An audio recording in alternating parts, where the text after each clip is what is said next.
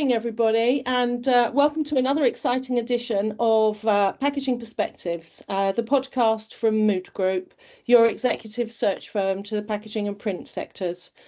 Now, this morning, I'm very pleased to welcome Edward Kosior. Good morning to you. Hello, how are you? Where in the morning, world Emma. are you today? I'm wonderful. It's a great day today, and I'm here at my home in Bath, and in my remote office.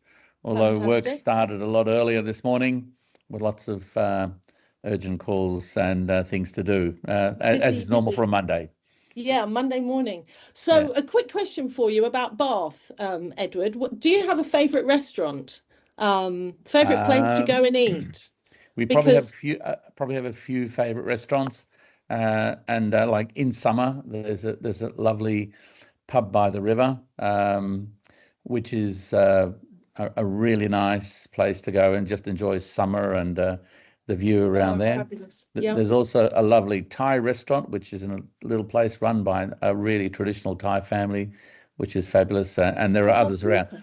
Thai is Bath is very lucky because it's a very popular city, and lots of people come here during summer. Bath Crescent, right? That fantastic architectural Royal Crescent. Royal Crescent. And right now, if you go to the Royal Crescent and around there, you'll see lots of people in Jane Austen era costumes everywhere, and we've got wonderful photos. I mean, literally every day you'll see dozens of people. 250th anniversary, right? That's right. Yeah. And it's a fabulous time. So it really has the mood of history about it. Yes. Yeah. Fantastic. I haven't been for so many years, but it certainly left a mark on me, I have to say. An exciting, beautiful city. So, Edward, you're CEO, an award-winning CEO, shall we say, too, of Nextek. Can we rewind the clock back a little and tell me how it started? So, if I rewind the clock back a bit, it has to go to the mid-1990s, when I was a professor in a university in Australia, and I was a professor of polymer engineering, which is all about how you make plastics and you make plastic products. And we were training engineers to be super efficient at making products for the automotive industry, the packaging sector, the building areas, and so on. So we were doing all these amazing things with a lot of high technology. And of course, I could see in my lectures, I was telling the students how much we're making and so on. And I could see that we're doing very little with many of the materials that were used once and then thrown away off to landfill typically. Yeah. So I directed my research into recycling. And this had a fairly big impact because we did a number of things which were quite important. And we developed a machine at one point to sort and separate plastics one from the other. And we did this with a very simple vision system so that we could actually tell from the bottle shape which material it was made from, because we had a library of shapes. This is you might call this the initial artificial intelligence, but that was in 1993. Anyway, but 2 years later, a company was actually using this machine, and they said, we actually need someone to design a whole recycling factory for us. So that meant I had to make a turning point in my career, leaving the university, going to work with this recycling company. And I was there for 7 years. And one of the last assignments I did there was they wanted me to go and design a plant for London because that was a project they were involved with. So I agreed to move to the UK, and that was meant to be a 2-year assignment. That happened in 2004, and I'm still here. So it was that, if you like, that challenge that I saw where nothing was happening, and I thought we could use our science as a better way of improving recycling. And so indeed, that was the challenge that took me to United Kingdom, and we're still here working, not just here, but globally, really, on this challenge. And of course, it is now recognized as a global challenge. And we do have United Nations working on a treaty to try to avoid the worst impacts of plastics and how they're made, and we need to bring this under control. And of course, so I hope our research helps contribute towards that. Absolutely, of course it will, and fabulous that we have you here in UK, Edward. Thank you for It's a finding pleasure. a little piece of England that suits you both. Did you, in that journey so far? I mean, it is so far because there's a long way to go, I think. What was there a particular mentor, would you say? I mean, obviously that was very pivotal for you at that time, for somebody to suggest that, and thank goodness they did, you could say. But was there a particular person, do you think, that, or was it that person? No, I think at that particular time, there wasn't, I really didn't have a mentor. I guess I was just steering my own pathway. But I did have a fairly important mentor when I went to the business world, because in the business world, it operates very differently to the way universities operate. And I learned how to do things very quickly. You don't mess around when you're in the business world. And there was a very inspiring owner of the business. It was a very large business, a man by the name of Richard Pratt, and he ran the business. And he was truly inspiring, and he mapped out how we should all operate. And he did, his vision was that you could solve any problem if you had 5 people in the room. You'd solve it within 1 hour. And he said, if you hadn't solved it by that time, you've got the wrong people in the room. Right. And it showed me that, you need to work in groups, you need the right people, you need the expertise, and you can tackle problems. And he had a few other important sayings that helped guide me along the way. So he was very inspiring, and he was, I guess, my business mentor that, if you like, encouraged me to move from, if you like, working for a company to setting up and running my own company. Yeah, of course, because that, there's a start for that for us all, isn't there? There is, indeed. It's a big step for many. So wow, it's still around, Richard Pratt, or Richard Pratt's passed away, but the right. company is very, very, very much thriving in Australia and United States. It's a big it's probably the biggest recycler of paper in Australia and the US, or one of the biggest. Very big organization. Well, vertically integrated, so they collect and recycle and make new products. So very well integrated. Interesting, because I feel there's a bit of a turn in that lots of these big, huge manufacturing companies that we have around the world have got to be moving towards recyclers and perhaps becoming recyclers themselves. Yes. Well, they actually started off as box makers, and then they realized that their source material was being thrown away. So they started to work out how to collect that source material.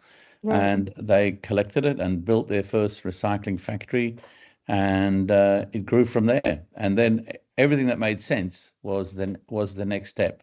So they were very good at analyzing what they should do and where their profits were, and how to incentivize people to work alongside them. So there are lots of good sayings. So one I'll pass on was, he asked all the newcomers when we started work, all the new managers, he says, when should you ask for a discount? And he says the answer is every time, whether you're buying a spanner or a £1 million plant and equipment and so on, you ask for a discount every time. There's always room. Yeah, don't ask, you don't get. That's it. Exactly right. Yes. Yeah, I remember my mother saying that one. Were your parents involved in any of the sorts of things you do, Edward? No. Would you? No? No. My parents were initially refugees from Poland who escaped the Second World War, or after the Second World War. They were displaced people, and they settled in Australia, and I was born there. So they had very simple beginnings, but they gave me what I think every parent, every child wants, which is love and an education. Yeah. And that was the best thing they could do. Fabulous. And I can always remember my mother saying to me when I decided to leave the university and go to the recycling company, and she said to me, So tell me, you're leaving the university where you're a professor and you're going to go work with rubbish. Is that right? Oh I said, God, of yes, that's right, course. Mum. Yeah, Yeah, yeah, I've there got you it. are. She I've got summed it this. all up. Yeah. Wow. Well, if you could, tell your younger self some things, Edward, would there be any sort of little nuggets there that you might share with the rest of us? I Well, yeah, if I go back, I think, and I look, what would I do differently and so on. I think you should have a plan, but you should also have your priorities as well. And it is a bit hard. And I think that the lesson for me was that you really need to go where your heart tells you to go. hmm And I had a great job in the university. I loved working there, but I saw this, if you like, big gap and big pressing need, and thinking, I need to be able to make a difference. I need to be able to shift what's happening in the world. I felt in the university I could only have a little ripple, but maybe I could have a bigger impact working for a big company that can make big steps. right. So I had all the background, and I thought that's what I wanted to do to try to make a difference to the world, because indeed the world is now, we can see it's in a very difficult place, and I don't think we appreciate how difficult it was when I went on this path, but we do appreciate it now, and it's a global issue.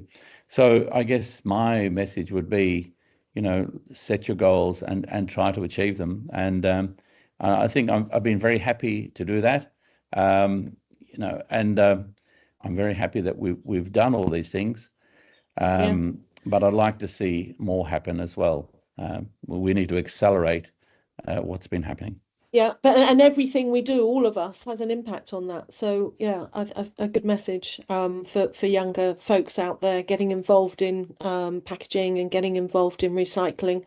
Now, last question really for you. If I was a fairy godmother, Edward, and could wave a magic wand for you for the future, where would you see yourself? Where would you see the company Nextek? We haven't talked very much about Nextek, the future plan, I suppose, Okay, in an so ideal world.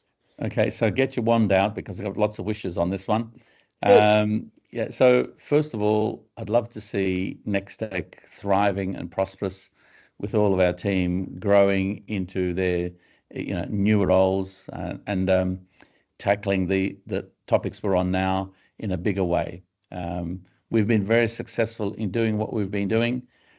We've been acknowledged by prizes and so on. And Yeah. one of my great memories was getting a gold medal. It was, in fact, the Prince Philip gold medal for creating a better world with plastics Many and tackling congratulations. that problem.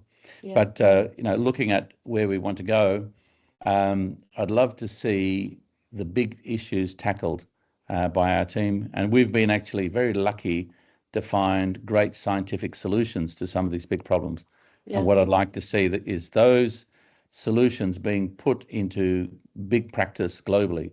Right. So one which we've just started is a process called CO2 clean, which is using supercritical CO2 to clean plastic film. Plastic films are the big Wow. challenge globally. So we can turn that from post-consumer into food grade. So I'd love to see that process globally being used so that we can end up having a circular economy for plastic films. Yeah. Yeah. Sure. The other technology we've just got US FDA approval on is one called Next Loop, where we're recycling polypropylene. And so only last week we got the letter from US FDA that we can use this recycled polypropylene in all applications with all food types. So it's a Excellent. great boost for us. But Congratulations. the other bit that is actually happening is we're actually moving to a new location, and it's going to be in Kent, Oh, in East wow. in East Yippee. Malling. Oh, So just fantastic. down Just the down the road road. from where you guys are. So Oh, that's a big thrill fantastic. for us. So Yes. we're all busy getting organised for that. So get your magic wand out and just make all those things happen much faster, and we'll be really thrilled. Fantastic, Edward. Well, all we can do to share and support, we'd love to be involved in. So I really appreciate your time today. I know you're busy. Where can people get in touch with you, Edward, through both Nextek and Nextek Loop? Yes, just Nextek. We've got a website. We've got an info@nextek email. So you quickly drop us a line there, or you'll probably find my phone number. Or they can also reach you, and you can tell them how to get in touch. Yeah, of course. Yeah, We'll more than happy to in the do comments. that. And of course, and I will mention from that wonderful evening where we gave the presentations, there have been sort of inquiries and suggestions about how we can work together with different groups. So we're thrilled to have that opportunity. Indeed. That was back in, I think it was June now, with Bearsted Can and Maidstone Can, Climate Action Networks. Fantastic. That's brilliant, Edward. Thank you so much for your time today. Look forward to hearing when you're in down the road, and we'll get together, perhaps have a coffee. Be good to see you again. We'll be there Thursday. Oh, all the best. Yeah. All right. Okay. Take good care, Edward. Goodbye. Bye-bye. Thank you. Goodbye. Bye.